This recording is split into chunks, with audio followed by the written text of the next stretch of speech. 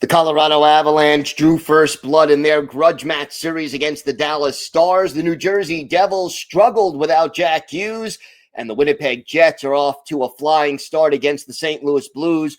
We have all of that and more on today's Locked On NHL podcast.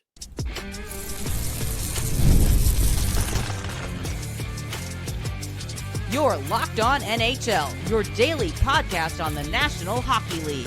Part of the Locked On Podcast Network, your team every day. Gil Martin here, and welcome everybody to the Monday edition of the Locked On NHL podcast, part of the Locked On Podcast Network, your team every day. I want to thank everyone who makes Locked On NHL your first listen every day. Don't forget to subscribe on YouTube or wherever you listen to podcasts so you never miss an episode.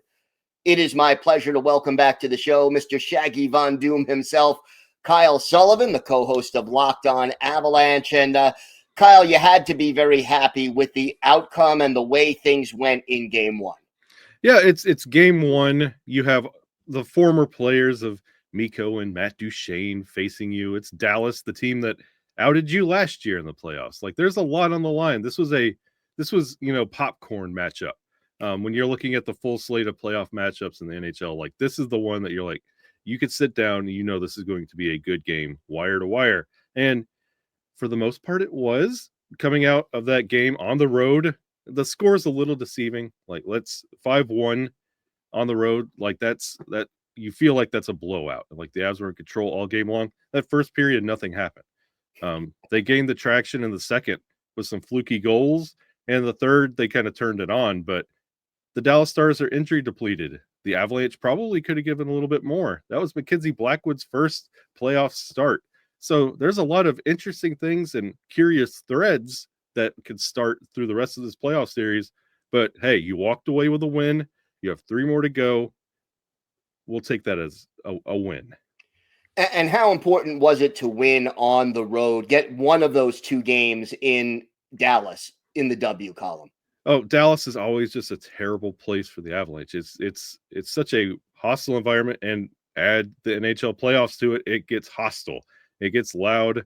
And for the Avs to honestly, like, at the third period of this game, the Avs took the Stars arena out of the game. Like, they were filing out of the exits. When the clock hit 0, there were just Avalanche fans in there. And that doesn't really look like a NHL playoff environment, but that's just kind of how it went. It's good. It's big. But the thing that me and my co-host Chris Vaselli cautioned Avalanche fans, don't get cocky. Like, this was nice, but again, the Stars are missing some star pieces. Excuse the pun, but like, the Avalanche could turn it up a little bit more. They could clean up the power play. You could have a better result, but don't anticipate it being like this all the way through. You have 1 more to go in Dallas, then Game 3, you come back to Ball. Like, you don't anticipate the Stars' output being what you got in Game 1. It felt more like a feeling out, and it could be a completely different Dallas Stars team in Game 2.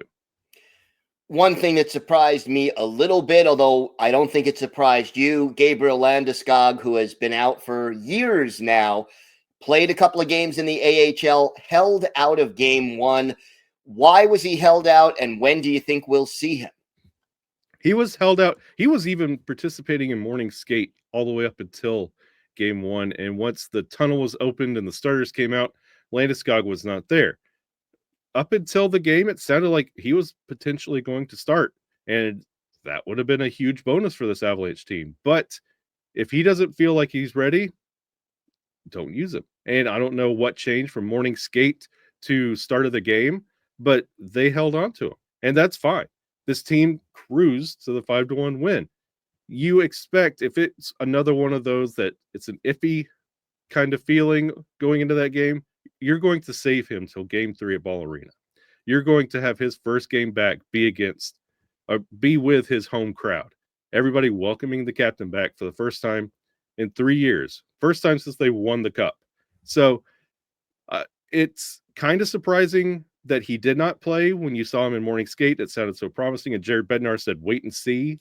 But then when you saw the game and him not be a part of it, you kind of understood, because this has been 3 years of almost there, and a setback. So Avalanche fans are conditioned. I would say circle game 3 for the first appearance of Gabe Landeskog. How much of an impact do you think he can have?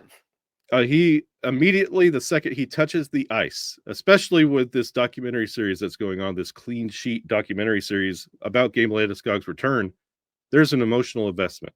The second he touches the ice wearing a Colorado Avalanche sweater, you've seen him wearing a Colorado Eagles sweater in the AHL. You've seen him do that twice. Now, coming back to the team, joining Nathan MacKinnon, Cale Makar, the one that accidentally injured him to this point.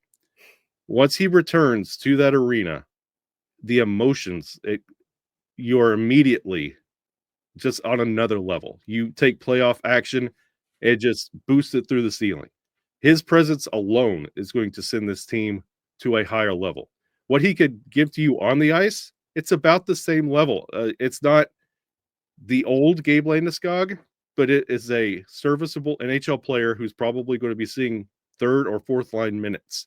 But his presence alone, to finally have the captain back and actually have a player with the captain C on his jersey for the first time in 3 years, that's going to mean a lot to this team. We got to talk about Mikko Rantanen. You mentioned also Matt Duchene. What does it mean to the Avalanche to be facing these former teammates and familiar faces with so much at stake? Well, honestly, and this might be just the most evil thing to say for Avalanche fans, but the Mikko Rantanen deal, it's been wonderful. It's been a sideshow all year long. But to me, as an Avalanche fan, the Matt Duchene one stings a little bit more because he is literally the player that put you out last year. Mikko, with all the sideshow antics of his contract and being a Carolina Hurricanes for a cup of coffee and then going to Dallas for the exact same deal that he could have had in Colorado, that's all said and done. But the stats don't lie, and that's not the same Mikko Rantanen that played in Colorado. He has not been putting up those numbers, and it's kind of sad. You anticipated that being a big piece for the Dallas Stars, and it just hasn't translated yet. So honestly, Mikko, even in game 1, was really a non-factor at all. Like, Matt Duchene was a little bit more aggravating. Both were minus. Matt Duchene was -1. Mikko was a -2. But Matt Duchene in recency, like, that one stings me a little bit more because he ended the journey last year, and Mikko, he just chased money. What are the keys for the Avalanche to win this series and maybe go on a deep playoff run? Oh, the Avalanche in this series, what they have to do is continue doing what you're doing.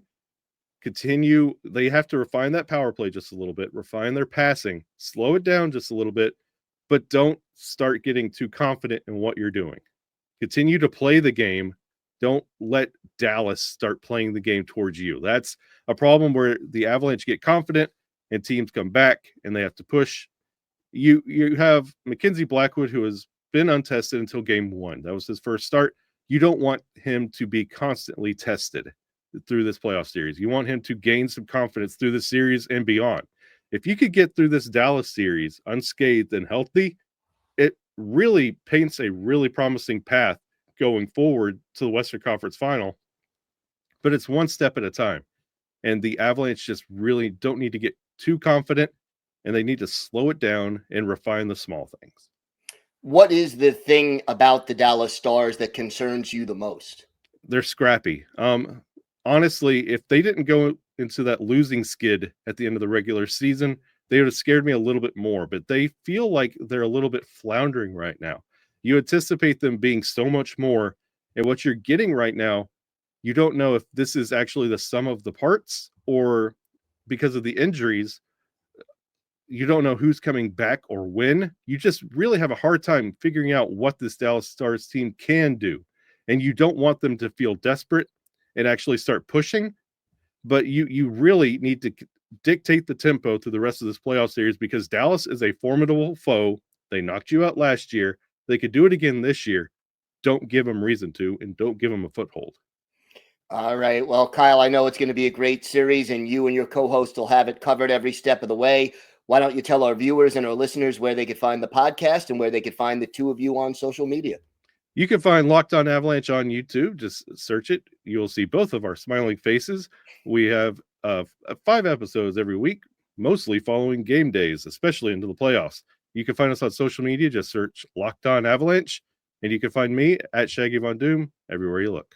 All right, Kyle, thank you so much. Thank you, my friend.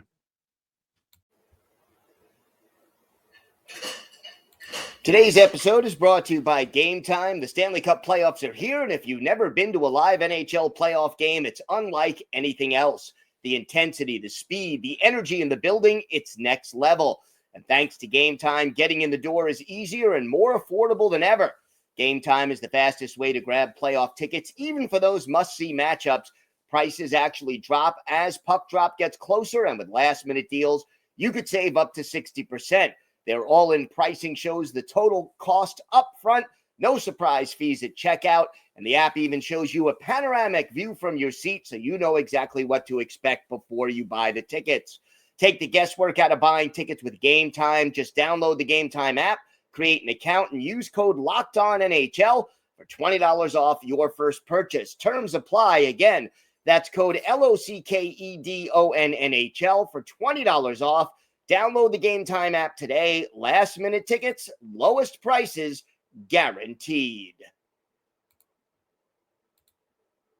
It is my pleasure to welcome back to the show the host of Locked On New Jersey Devils, Trey Matthews. And Trey, a little bit of a rough start for the Devils on Sunday in Game 1 against the Carolina Hurricanes. What was the biggest problem that the Devils had in this game? Oh, where do I begin? I think the two biggest things were lack of time in their offensive end, turnovers in neutral ice, injuries, slow start, not backing up their goalie, putting too much pressure on Jacob Markstrom's shoulders, not good on the special teams. I can go on. Markstrom at least did seem to play pretty well, though. Yeah, Markstrom was really good, and ultimately that's what it's going to come down to if the Devils do want to squeak away and advance to the next round. They're going to have to rely on Jacob Markstrom and Jake Allen, which is kind of ironic because back in 2023, one of the reasons why the Devils got bounced out in the second round by the Hurricanes was their weak goaltending because they had Vitek Vanacek and Akira Schmid. Their offense was good. Their defense was pretty solid, but their goaltending was the biggest question mark. Now, fast forward to 2025, their goaltending is strong. Their offense can sometimes be hot or cold. This time it was cold, and their defense is anywhere from solid to mediocre. How do the Devils adjust and cut down the number of shots they gave up? Well, it starts with not turning the puck over. I think that's what the Devils need to do because you saw it right from the opening jump, which was they were turning the puck over in neutral ice. And if you can't sustain a good structure in neutral zone, you're not going to go off and running. You're not going to go on the attack. And that's what the Devils struggled with mightily, just not handling the puck all that well. And another example, as a result, why the Hurricanes were able to score their first goal, Devils lost a faceoff. And if you lose a faceoff, you lose possession of the puck, obviously. So there's just so many things that the Devils need to fix if they really want to make this a competitive series. It's going to be an uphill battle for them, but we knew that for quite some time. Talk to me about the injuries. I know we discussed 3 of them that took place in this game, although one of the players did manage to return. Yeah, Luke Hughes, it looked like he went down with a serious upper body injury. He was favoring his shoulder. Worth mentioning that Luke Hughes missed the beginning of the season due to recovering from a shoulder injury. It was great that he came back in the game because the Devils need Luke Hughes on the back end, especially with Jonas Siegenthaler still out with injury. Brendan Dillon, he's a tough customer. So when he goes down, you know it's serious. He wasn't really putting any pressure on his lower body. He went down the tunnel with the training staff. Apparently, according to Sheldon Keefe, he did want to re-enter the game, but the training staff said no. They wanted to keep him out for precautionary reasons. And I don't have an update on Cody Glass. Unfortunately, while Jacob Markstrom was good, friendly fire toward Cody Glass, which is why Glass went down with his injury. Do we know upper body, lower body?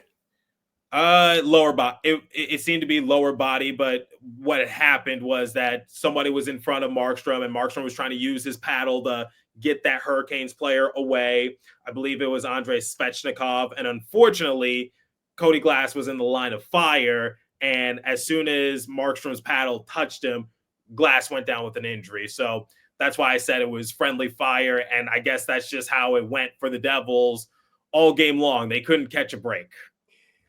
Besides Markstrom, who played pretty well, any other things that you think the Devils can build on from this game? Well, when it comes to their offense, I hate to say this might be controversial, but given how inconsistent the offense can be at times, I think you need to split up Nico Hischier and Jesper Bratt so that way you have more scoring options up and down your lines. We saw that Nico Hischier, he scored the lone goal in the game for the Devils. Jesper Bratt got the primary assist. We were talking about it in the group chat in which at the Pucks and Pitchforks group chat, which is the site I work at on Fansided. We were saying like maybe the Devils should try to split those two players up so that way they can spread out their scoring just a little bit more. But like I said, you can't really score if you don't have time in your offensive end. So what has to change? I mean, ideally, you want to, as the road team, win one of the two games in the other team's building. What has to change in game 2 for the Devils to accomplish that mission? They need to get off to better starts, and unfortunately, that's been a struggle for them all season long. They haven't really been good in the first period. The second period, they're able to turn around just a little bit, and we saw it in this game. Nico Hischier, he was able to score in the second period to cut the lead to 2, but it was too little too late. The Devils are good when it comes to closing out games, but when it comes to come from behind efforts, they fall short. So that's what needs to change. They need to be able to either tie the game or have a lead going into the third period. Because here's some stats for you, Gil. When leading after the second, the Devils this season were 35-1-2. When tied after the second, they were 6-8-3. When trailing after the second, they were 1-24-2. Wow. So quite the difference between leading and trailing, with being tied being somewhat in the middle. So if the Devils really want to make this a competitive series, they have to have a lead going into the second, or they cannot be trailing, because that's one of their biggest flaws. And how about scoring the first goal? How important has that been for them this season? Well, that's been a joke the last couple of years, where it's just like we say on social media 1-0 them, because you know how like on the social media admin for teams, they'll say 1-0 other team or 1-0 them. That's been a running joke on the Devils discourse. So like I said, they're not really a good first period team, but the second period, that's when they're able to get their game together. And I think that's what they're going to have to rely on. You can get off to a good start in the first period and not be leading, but just make sure it's nothing insurmountable. And in this game, they were trailing 1-0 going into the first intermission, nothing insurmountable. And honestly, they should be thanking Jacob Markstrom for keeping it a 1-0 affair. Unfortunately, Logan Stankoven, he scored 2 unanswered goals, and you just knew the Devils weren't going to win. Give me a player or two players who you think could help springboard the Devils back into this series. Well, I'm looking at some depth assets. We know that Nico Hischier, Jesper Bratt, Jacob Markstrom, Dougie Hamilton, Timo Meier, the star players. We already know what they need to bring. But going into this game, Erik Haula, he had 10 points, 6 goals, 4 assists, and a plus-minus rating of +5 since March 7th. Dawson Mercer, same thing, 10 points since March 7th. Andre Palat, 101 points in 150 career playoff games. So those are some depth assets I'm looking at for the Devils to really help them in this series. Yeah, well, it should be interesting. I know, without Jack Hughes, it's a bit of a challenge for the Devils, but we'll see how they do. Trey, why don't you tell our viewers and our listeners where they could find the podcast and where they could find you on social media? You can find me on X at TreyMatt4 and the show on X as well at Locked On Devils. You can get Locked On Devils wherever you get your podcast from, available on YouTube and all streaming platforms. All right, Trey, thank you so much. Thank you, Gil. Today's episode is brought to you by Amazon Fire TV. Did you know your Fire TV is also an Xbox? Turn any TV into your gaming and entertainment hub with Fire TV Stick 4K devices. No console required. Just grab your paired controller, subscribe, or sign into Xbox Game Pass Ultimate with EA Play included, and you're ready to play. Dive into hundreds of premium titles from EA Sports College Football 25 to Call of Duty Black Ops 6 and Avowed as easily as you stream your favorite TV shows. It's gaming made simple, and it's all on your Fire TV. Plus, with 4K streaming, you can watch more than 1.5 million movies and TV episodes from your favorite subscribed services like Netflix, Prime Video, Disney Plus, Max, and more. So head to Amazon.com/Fire TV Locked On to get started. Xbox Game Pass Ultimate subscription and compatible controller required. It's available on select devices, including Fire TV Stick 4K 2nd Gen, Fire TV Stick 4K Max 1st and 2nd Gen, and Fire TV Cube 3rd Gen. Check it out today. It is my pleasure to welcome back to the show the host of Locked On Winnipeg Jets, Harrison Lee. And Harrison, you had to be pleased with the results of Game 1 against the Jets, against the Blues. Was this what you expected more or less from the Winnipeg Jets in the playoffs? Yeah, I thought the first game might be a little rusty, might be a little back and forth. I will say that, the Blues, I think, came out faster than I expected. So the Jets at first did have some trouble, especially with the early pressure. I think Winnipeg had a couple of moments that they would probably like back. But overall, once they kind of settled down, you kind of knew that, even with the Blues having a tough defensive structure, the Jets do have the talent to, tie it up, come back, and they came back 2 or 3 times last night. So overall, especially once the third period hit, came away really, really impressed. What is it about the Jets that makes you the most confident that they're going to win this series? So I think the Jets have recently been playing very suffocating hockey ever since Vilardi went down. And this is not to say Vilardi isn't a key player. He absolutely is. But the line of Connor and Scheifele and Vilardi wasn't – they weren't bad this year. Last year they were objectively terrible. This year they've been more break-even. And they can still outscore, some of their defensive problems. But ever since Iafallo went up there, the CSI line has really led the way in a lot of respects. Their forechecking has improved. They're getting more zone time. And it's really helped to balance out the top 9 in a way that, unfortunately, injuries making the Jets better has kind of been a theme in past years. That's kind of happened a little bit here. And I just think the Blues, once you get past their top 6 in structure, they don't have as many ways to improvise. They really have to lean on Kyrou, Thomas, Parayko. They have to hope that Binnington doesn't have a bad night, which last night he was good. So that part, at least they check the box. But I think it's one of those situations where the Jets are playing so well that you're going to have to be perfect against them, and the Blues just aren't. Were you a little surprised by the lack of overall shots on goal in Game 1? Not from the Jets' perspective or really from the Blues either. This was going to be, I think, technically a low-event series. Where I think the Jets definitely led was if you look at the scoring chances, the shot attempts and all that, Winnipeg was definitely creating tons of stuff. It just wasn't really getting towards the net. So that's one of those things where the Blues tend to be very stingy. They're not going to give you a lot in the slot. I think that they did start to give up some big stuff later in the game once they were a bit more tired. But it's going to be one of those series where it's just stingy and very physical, not a lot of space. It's part of the reason why I was I was hoping the Blues would win a few more games so that they could be the ones to piss off the Knights. But seems like we are going to get the Minnesota matchup route instead. What concerns you most about facing the Blues?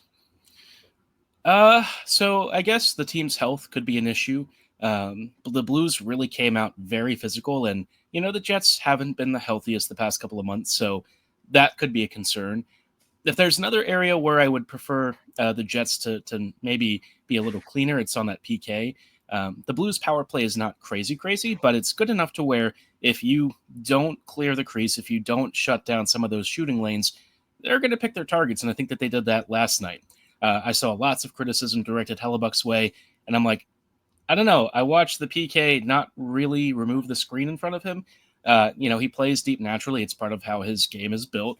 And so I just saw a lot of sometimes I think people look at the small samples and they hyper focus on certain details. And I'm like, the Jets PK just wasn't good. I think that was one of the biggest reasons they gave up goals on both.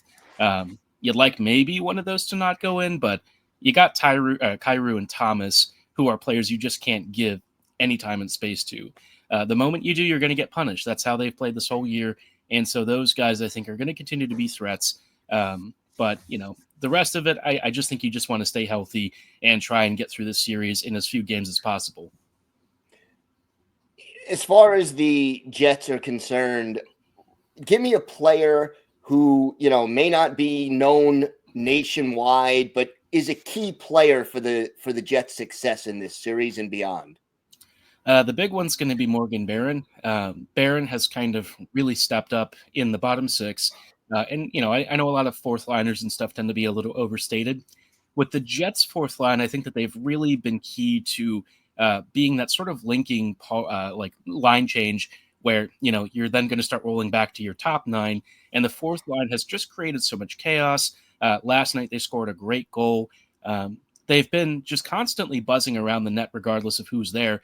And their resurgence and especially good play recently has kind of come just back from Morgan being moved to center again. He was at wing for a while this year, didn't really look the same like he did last year. And then past couple months, he's been back in the 4C role, and he's looked like the Baron that I saw, who looked like he was primed for a bigger role this season. So glad to see him kind of take over.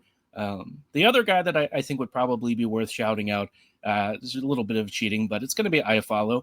I think him on that top line and where he continues to play once everyone's healthy is a really big question mark for me. I don't know how anyone can look at how the CSI line has played recently and want to break them up. They've just been so dominant and so good, and it's helped out Winnipeg's depth so much that, Iafallo's really become a key piece, and fantastic that they got him back on a nice contract too. What's the key to winning this series for the Winnipeg Jets? For Winnipeg, I think it's just going to be to stay disciplined. At 5v5, the Jets showed their teeth yesterday. The Blues are a tough team. I mean, they don't really give you a lot, and yet the Jets still found ways to scrap out, big moments, which is a little bit different than other years where I think Winnipeg sometimes wilted under the pressure. But the PK, if they don't adjust and if they continue to have some issues there, that's where I think the Blues really do have, a big opportunity. So just don't give their big guns freebies. Don't mismanage the puck like they did in the first half of the game. And I think things will just sort of naturally fall into place. I know people will say, well, Hellebuck's not going to make enough saves. And I'm like, yeah, he's fine. I'm not too worried about it. So I think everyone will, stop overreacting once he starts making a few more normal saves. And we can all go back to just talking about how good the series is instead. The Jets have had some great regular seasons, spoiled to an extent by disappointing playoffs. What is the key to making this year different? So it's the 5v5 game. In previous years, every time the Jets were in a top seed, outside of 17 and 18 and 14 and 15, there were some years where the Jets were good heading into the postseason, but we're talking like maybe 52% shot share or something.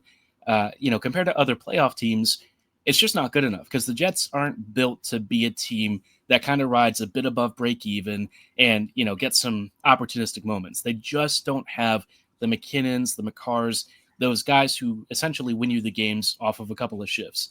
You got to have a really big committee approach. And this team recently has started to just dominate 5v5 play. They're controlling opponents. They're really not giving you much in the slot. All four lines are contributing generally pretty well. The finishing's still a little bit of a challenge at times, but I think there are some good signs for some big players. And the fact that they're doing all of this without Velarde and Ehlers, who are two of their most important pieces, I think is a really big testament to why this team this year has really come through. They've stepped up in a big way. And I give a lot of credit to Arniel. There are some things that I disagree with him on, but, at the offseason, he said getting 5 to 10% better is what you need. And seeing how guys like Connor, defend much better now. Iafallo has really stepped up and become a totally different player on that first line. Scheifele is super bought in. Sandberg has continued his incredible ascent to being a top pairing defender. All these guys are really improving and really locked in. And I just feel like, this team has a little bit of a team of destiny running them. I don't know how far they'll go, but I feel really good about this team compared to some of the other squads where I had lots of red flags. All right. Well, Harrison, I know you'll have every bit of it covered for the rest of the playoffs and beyond. Why don't you tell our viewers and our listeners where they could find the podcast and where they could find you on social media? They can find us at Locked On Winnipeg Jets on YouTube and all of your favorite podcasting platforms. We'll have an episode tomorrow recapping the weekend's game in a little more detail, plus a preview of tomorrow's matchup. So super excited. Hope to see y'all there. And thanks for having me on. All right. Thank you, Harrison. Thank you for making Locked On NHL your first listen. For your second listen, check out the all-new Locked On NHL Game Night. Every game, every night until a Stanley Cup champion is crowned. Get local analysis on a national scale. Find NHL Game Night on Locked On NHL on YouTube or wherever you listen to podcasts. It's part of the Locked On Podcast Network, your team every day. I want to thank my guests. I want to thank Harrison Lee of Locked On Winnipeg Jets, Trey Matthews of Locked On New Jersey Devils, and Kyle Sullivan of Locked On Avalanche for joining me today.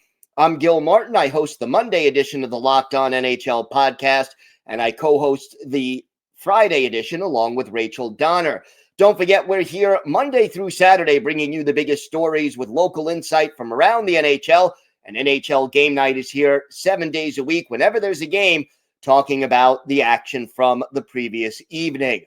Have a great day, everybody. Stay safe, and thank you so much for listening to and watching the Locked On NHL podcast.